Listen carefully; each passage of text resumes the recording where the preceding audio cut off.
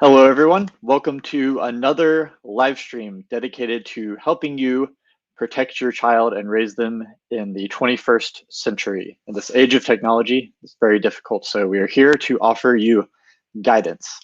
If this is the first live stream you've ever seen, we've got some previous ones that cover all sorts of subjects ranging from how to protect your child from predators, dealing with cyberbullying, how to handle the whole privacy aspect of this. So definitely check those out. You can find them on our Facebook page or our MMGuardian YouTube channel. And be sure while you're there to like our Facebook page and subscribe to our YouTube channel because we are going to be doing many more of these. Today, we have a slightly different type of stream. This is going to be a question and answer session with Robyn, a psychologist with decades of experience. So if you have anything you'd like to ask her about raising your child or your situation or just really anything at all, just feel free to ask. I will also be here if you want to ask any questions about MMGuardian, the parental control app that is going to be sponsoring this stream. I will go into more detail about it at the end of the stream, but it's really great for monitoring your child, giving them as much privacy or keeping an eye on them as you want to do, and also a lot of other things, teaching them positive habits. But so if you have any questions about that, go ahead and ask. If you're a current user, then you can ask me questions about the app, about features, about plans for the future. Feel free to ask. So if you have a question, just put it in the comments and we will put it up on the screen and answer it for you. Now, the first question that we are going to answer is something that came from our Tech Savvy Parenting Facebook group. And it's something that I've seen in my job on quite a few occasions. And that is parents asking about co-parenting when the other parent isn't all in on, they're not on the same page as you, especially when it comes to parental control apps. So that's the first thing that Robyn is going to address. Hi, good morning or good afternoon to everybody. I'm so happy to be here. And yes, I first of all want to say thank you to the parents who brought this topic up and shared their personal stories, as we see this as a concern. And I want to definitely first say to those parents out there who are dealing with divorce and dealing with anger and hostility and issues of resentment, that my heart goes out to you. And I know that that is such a difficult situation, and it is not easy to parent when two people have different ideals and children are being raised in two different homes. My thoughts on this are that what's first and foremost is that while you both aren't together as husband and wife, you are still mom and dad. And to your child, you are still their family. It's still one unit. So it's really important to try to be on the same page as much as you can.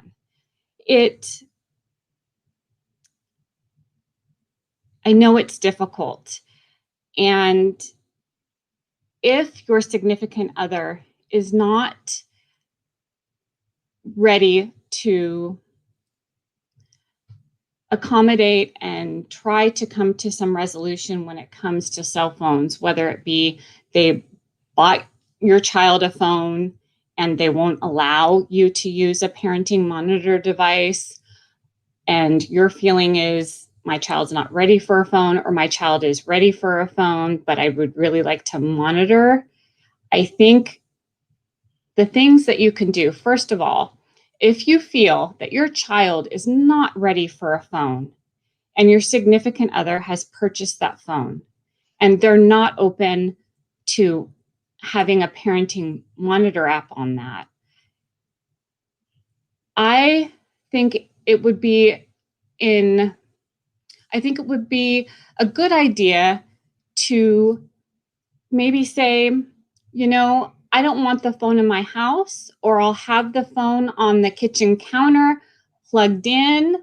It'll be turned on from this time to this time so the child can watch to see if you're calling them, But other than communicating with you, I don't want the child to be using that phone to communicate with friends, access the internet, access social media, that it's better that they just, while they're spending time with me, I would prefer that they access that phone only to talk to you. So having specific times where the phone is on in the house and when it's going to be turned off is a strategy.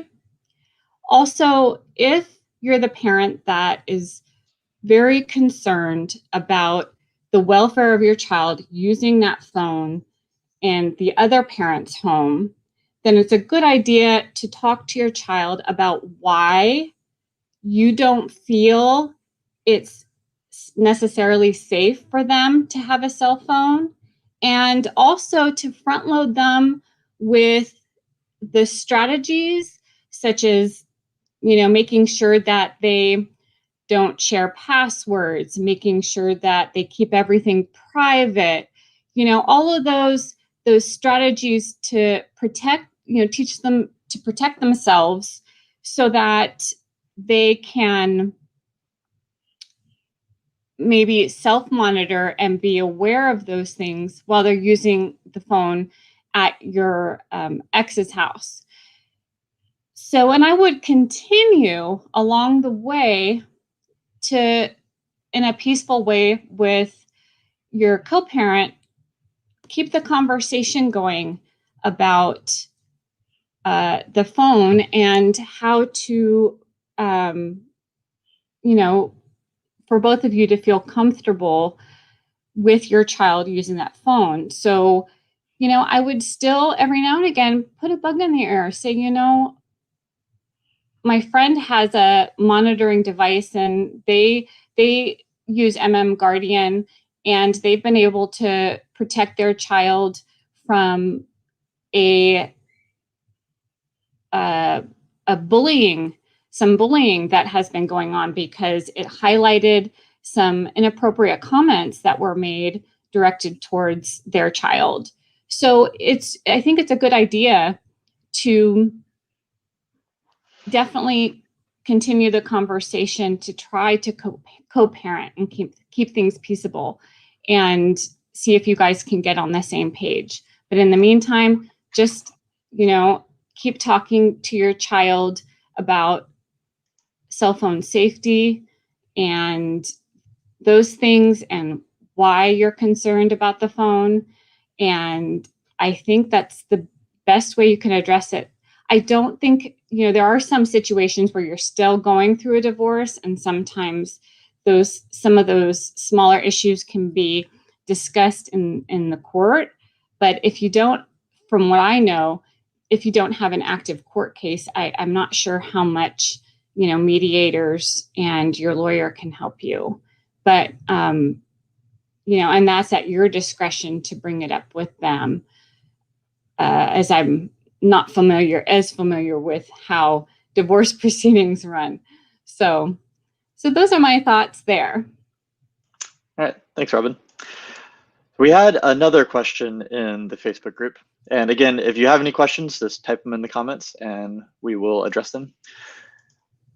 And I'm going to read out the entire question. It was a little too long to put in the banner, but the question is, I know that ideally a child will have the self-confidence to stand up to their peers and refuse to take part in something they know is wrong. But if your child has a hard time speaking up against popular peers, is it okay for them to use you as a crutch, you being a parental control app, and say to friends, oh, my friends are such a pain, they've put this app on my phone and I'll be grounded for life if I do whatever they're being asked. So Robyn, what are your thoughts on that? So my thoughts are that on that, is that it's absolutely okay to use that as an excuse. I'm sorry, my parents have installed a monitoring device on my phone, and it's not that I'll be grounded for life if I do something like that.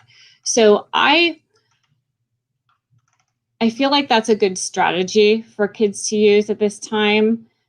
as they're developing their voice. Of course, you ideally you do want your child to develop the self-confidence to say, I'm not comfortable with that. And the values too, that we're instilling in them, say that that's not okay. I'm not going to be mean to that person because, you're encouraging me to do so. And I know that they're mean to me, but I don't feel like the best way to address that is through maybe retaliating on the phone, through social media. So, but not all children have the self-confidence, and self-confidence is developed through first in the home. So one thing that I found really helpful is to make sure that the conversations are happening in the home about particular situations, and that if you see your child behaving pro-socially, maybe sticking up for somebody, developing healthy boundaries and healthy behavior on their tech device, to catch them being good and tell them that's the right thing to do. And compliments like that are a huge, huge ego boost, especially from mom or dad who they identify with. You're the first adults that they look up to in their life. You're their primary role model. And so it's so important that they know that they're doing the right thing. And at this age, acceptance from the rest of the world is what they're struggling with. And so if they know that they're doing what's acceptable in the home, that can generalize to the outside world and how they interact with the outside world. So if they know that they're on the right track with their behavior and with how they're behaving on social media and technology, whatever avenue, and you're telling them, great job, there'll be a huge carryover and they'll develop that confidence. So it's important to catch them being good. A lot of times we feel like the cell phones, they're such an entertainment source, and they keep your child a great way to just let them go, but it's more important to be really active in their cell phone activity, technology activity, because it's such an adult world, and there's so many risks at stake with their safety. So, but it also can be really fun. So using phones in the home is something that should be not considered a babysitter for them, but it should be considered a fun but rated R device that needs to be monitored at all times. So you want to make sure that they're looking at appropriate things that are put out, make sure they're having appropriate conversations, and also they're always smarter than us. So when it comes to technology, I see my kids do things on their phones and I'm like, how did they do that? I don't, my ability to use technology is far behind what they've learned. And they're so savvy at being able to learn things from their peers. They ask each other, they collaborate on, different technology strategies. So it's just amazing to see what they learn in the short amount of time. And I love sitting down next to my child and saying, how does TikTok work? Let's look at that together. Let's look at some of the posts together. Show me what you're looking at, and sit down next to them. And it also shows that you're invested in their life and what they're doing while you're learning tech strategies from them. So again, hopefully I answered that question thoroughly. I went off track a little bit there, but again, I have always told my children, blame it on me. you know, if there's, if, you know, as a last resort, you know, you can say, you know, it's my parents' fault. Yeah, Sorry. that was definitely a strategy I used when I was younger. So I think as long as they're making the right decisions, that's at the end of the day the most important part. And how they get there Absolutely. is, yeah, kind of dependent on the child themselves. Absolutely. And so that's kind of segues into another common question that I see a lot, which is, should kids be allowed to use online chat rooms and apps like TikTok and Snapchat, these apps that are known to give predators extremely easy access to children, but kids are, these apps are so popular and kids just want to use them so badly because all their friends are using them. So I have some thoughts on this, but Robyn, I'd like to hear what you say about it first. Sure.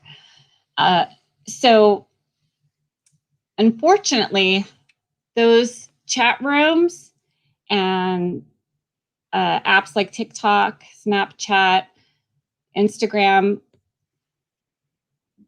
those are avenues, huge avenues for your child to be put into a very unsafe situation. So I would try to keep my child off of social media as long as possible.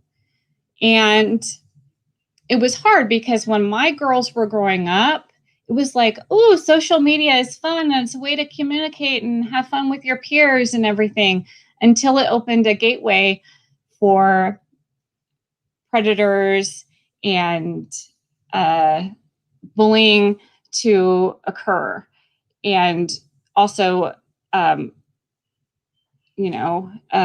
drug sales and things like that. And with the chat rooms and apps, they're so smart. They have particular vocabulary and phrases that, at face value, you think, oh, they're just talking about what they're talking about, but what it really means is, I have marijuana to sell and I want to sell it to your child, or I'd like to sell it to you. And kids know these words amongst themselves. I think I saw a post about somebody saying, oh, do you know Nick? And Nick was actually a word meaning nicotine, and it was about talking about buying vaping devices on this particular app. And the child knew exactly what the other person or child was saying, and the parent didn't know. So it's very tricky. When you allow your child to begin on chat rooms and apps like TikTok and Snapchat, it's got to be with a lot of, I feel like a lot of, like it's monitoring, but it's doing it in, again, I love the word savvy because we have to be savvy as parents, doing it in a savvy way. If they're starting TikTok, well, let's make an account. Let's make an account, or let me help you make your account on there, and let's see how this works together. So you're familiar with that particular social media app, and you are able to, you're familiar with how it works. You're able to talk about posts that you see, talk about concerns, and then develop some familiarity and talk about also risks. You don't want to friend somebody who you don't know. I've always encouraged my children to keep their pages private and not public, and only friend people who they know from school and other avenues. social groups, things like that on the outside, family members. I've also had, in the beginning, I had my children, and I'm not sure if this is, with the monitoring devices, if this is still acceptable, but I had my children friend me on all of those apps. So in the beginning. So that might be a little bit of an obstruction of privacy where the child feels like, hey, you're not trusting me enough at this point. But again, it's at your discretion. If you have a child that's poorly behaved and they want to get on social media and they're not doing what they're supposed to do in school, they're engaging in concerning behaviors, I would say it's probably not a good time to start using those adult avenues that we use on our cell phones and computers, where they're given more opportunity to engage in those behaviors in a different way. So that's my thoughts on it. Mm-hmm. Yeah, I definitely agree with what you're saying. I think it's important to keep in mind, first of all, that legally children are not allowed to use those apps until they are 13. So if your child is younger than that, if they're using those apps, that is technically illegal. So I would also recommend kind of holding off later than 13 as well. But it's important to keep in mind that if you don't allow them to use it at all, I mean, I'll preface all of this by saying it really depends on the child and their maturity levels. It's important to talk about these things as they grow up and just make sure that they know you have open communication with them and they try to make them feel as free as possible to talk with you about these things.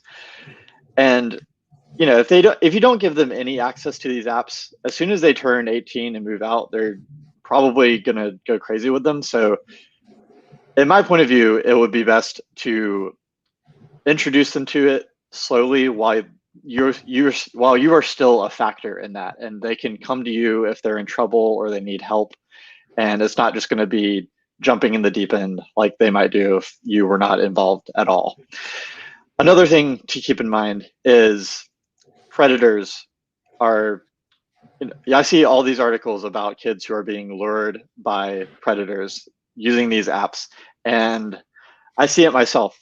As someone who works on MMGuardian, we have the app is designed to send alerts to parents if there's predators contacting their child, and the parents can get the opportunity to report these predators. And so I've seen some of these reported messages, and it's really terrifying stuff. There's so many different strategies that they use. They'll go from being really nice and just forming a relationship with the child to get the child to trust them, all the way to pretending to be a female and talking a teenage boy into video chatting, exposing himself, and then immediately blackmailing him and saying, I'm going to post this on YouTube and send it to all your friends unless you follow these instructions.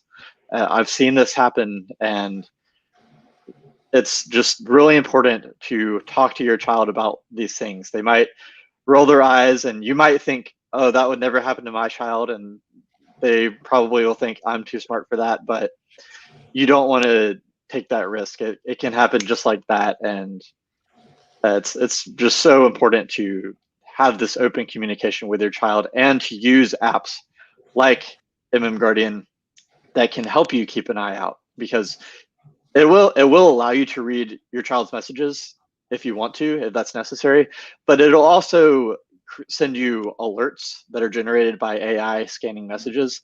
And if it detects concerning topics, you will receive an alert about it. So you don't have to constantly read all of your child's messages. So it's that great medium where you can be as hands-on or off as your child grows up and shows you that they have earned your trust. And I see we have some questions now in the comments. So we'll start off with Great. How to deal with the emotional devastation of your child who is being bullied on social media by people they thought were their friends. So unfortunately, this happens so often with cell phones and children. And I mean, it's even happened to my own children. And that was before we had things like MMGuardian. MMGuardian will, of course, help and alert you to those messages that could indicate that your child is being bullied because of mean words exchanged. So that's nice. I didn't have that available to me when I was raising my own children. And so the bullying went a little further. With the emotional devastation, my first thought is a lot of times as parents, we want to be able to be in control and be everything for your child, their doctor, making their health decisions and forgetting that there's their therapist, everything, forgetting there's a whole other avenue out there. And there's your village, it takes a village to raise a child, and your village is much bigger than you think.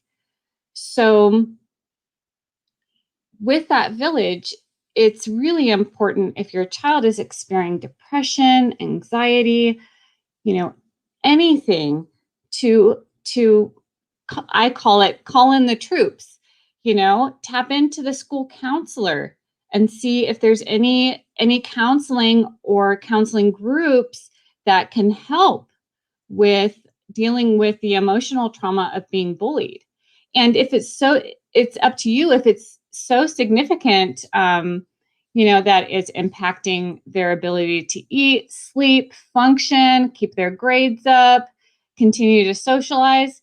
It's always, and it's never, I don't think it's ever more detrimental. It's always helpful to tap into a therapist. There's such a stigma around therapy that it's this thing that you access because you're mentally incapable or mentally broken to deal with your problems on your own. And so it's very stigmatizing, and kids feel like, oh, you're sending me to therapy because I'm stupid or something along those lines. But sometimes it's so helpful to have somebody who's very unbiased, who can see this objectively, knows mental health disorders, and can address them in a therapeutic setting and work on building your child's self-confidence again, help them process the incident in a more helpful way, so that they can see, it had nothing to do with who they were as a person or what they did, or what they were doing, or their has nothing to do with their core identity. Like, there's nothing wrong with them. That this was just an act of outright meanness, and something was really going on with the person who was doing the bullying for them to engage in that sort of behavior. So, and a therapist can help a child work through all those issues. And what's amazing is I've seen my own children overcome those situations, and they're better and stronger in the long run, especially for my oldest daughter, who is a young adult now. It's made her very aware of other people's situations and where they might be coming from if there are unkind words exchanged online, or she doesn't take it to heart as easily. So I gotta say, emotional devastation is so hard to watch in your child, and they do have a lot of difficulty processing what they went through. So it's always good to call in the professionals when something like that happens. Sometimes things are beyond our ability as parents, and we don't have the education or the specialization in a particular area, and when going to a counselor or therapist, they'll involve you in the process on how you can help them at home as well. So you'll be a key player in, of course, building up your child's self-esteem again, building up their confidence again, helping them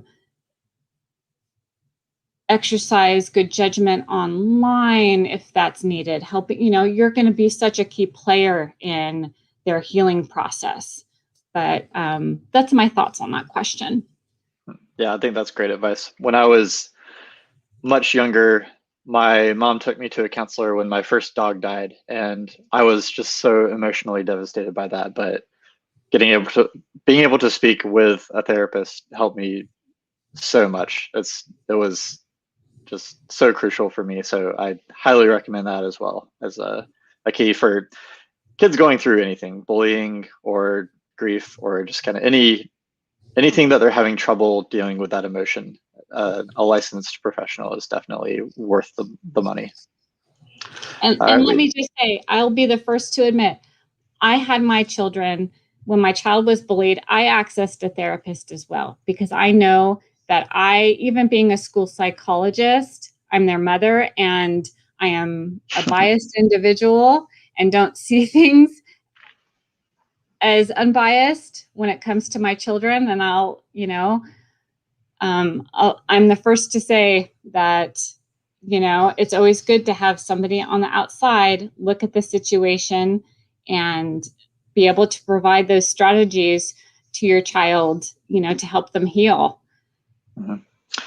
Yeah. All right. We have another question from John Stewart asking, can I not tell my kids about using monitoring apps? And this is a question, well, it's more of a request that I see a lot, especially in reviews. Parents say, I love this app, but I wish there was a way to hide it from my child. And again, I have a lot of thoughts on this, but Robyn, let me know what you think about this. So first of all, I think it's very difficult to keep it a secret, because if you're monitoring your children, I'm going to tell you, there's going to be something that you're going to want to talk to them about. And they're going to wonder, well, were you snooping on my phone? And kids will look at that at face value and say, it's a breach of trust. They'll look at that and say, well, we didn't have this agreed upon ahead of time, and so they didn't know it was coming. And they were like, how do you know this information? And then they feel really spied on. And that can be so devastating to your child. It's a better way for your child to know ahead of time, okay, my parents are going to know, if I say something derogatory or I am engaging in inappropriate activity on my phone. It's better for them to know ahead of time so that they feel like, it's the same thing as my parents watching me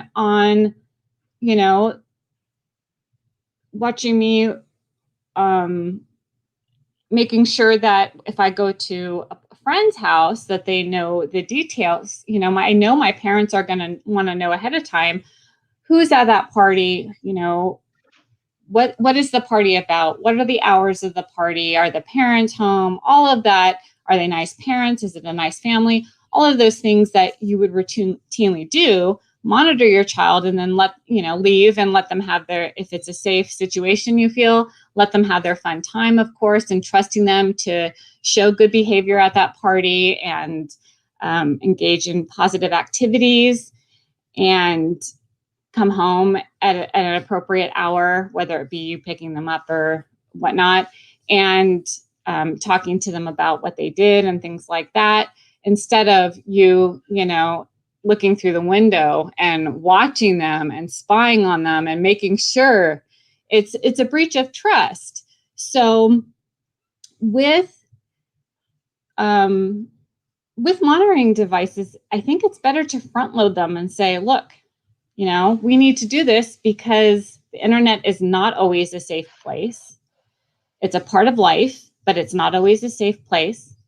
And I'm sorry, but this is how it needs to be. Instead of them feeling like, oh, you know, my parents trust me on my while I'm using my phone and they're not watching what I'm doing. And then all of a sudden you bring it to them, you know, well, I saw that you were having this, you know, you were having these exchanges with this other student and you're, you know, maybe it's gotten so heated that you're talking about, you know, fighting this person. And I don't want you to engage in any sort of physical altercation over, you know, a conversation that you disagree upon on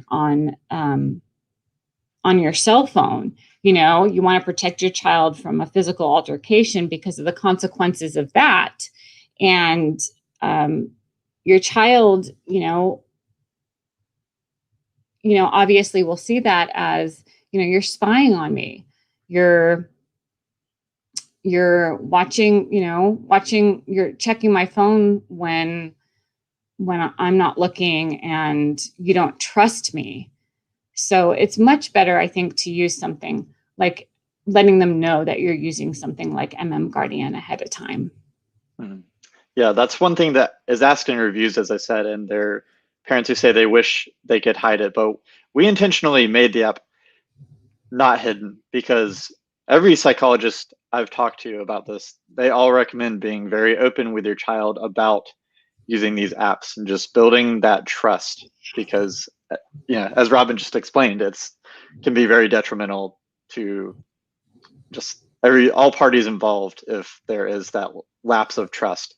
And we've had 2 previous live streams about addressing aspects of this. One is the previous live stream we did with Robyn, where she discussed privacy and how to give your child the right amount of privacy and not make them feel violated, but making sure they stay safe. So if you want to hear more about that, I would recommend checking that out. We also have another live stream with Mike Lemon, and he talked about creating a contract with your child.